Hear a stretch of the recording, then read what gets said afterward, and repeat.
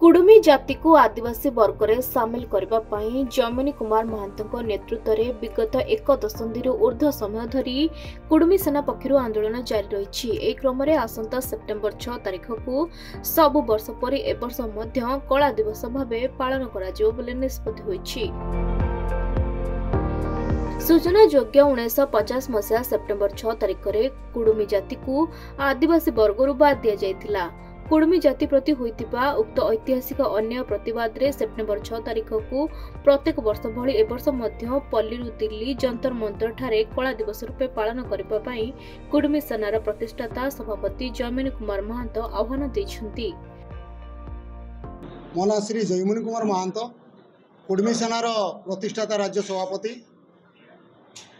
आजिकार कार्यक्रम जब आमर जो प्रस्तुति बैठक आगामी सेप्टेम्बर 6 तारिख दिन कुडुमी जाति को अन्याय दिवस बा कला दिवस रूपे कुडुमी सेना पाखापाखि एक दशंधि ऊर्ध्व पालन कर आसुची। कुडुमी सेना एक दशंधि ऊर्ध्व ये समाज पर लड़ाई करुच्ची पल्लीरु दिल्ली।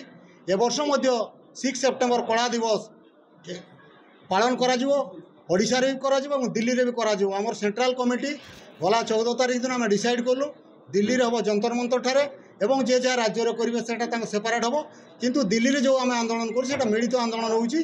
सेंट्रल कमिटी आमर जो जो जो राज्य आम अच्छु से जंतर मंतर हम एवं ओडिशा आमर हम बारिपदार हम प्रत्येक जिला हेडक्वार्टर हम सब डिविजन हम एवं जो लोक आसी न पार से घरे कलापटी पिंधिकी से दिन से प्रतिवाद जनइब से दिन ये जाति अभिशाप दिन बा अन्याय दिवस बा कला दिवस से दिन को आम पालन कर आज एक दशंधि ऊर्ध्व ए वर्ष 6 सेप्टेम्बर कुडुमी सेना कला दिवस पल्लीरु दिल्ली पालन कर।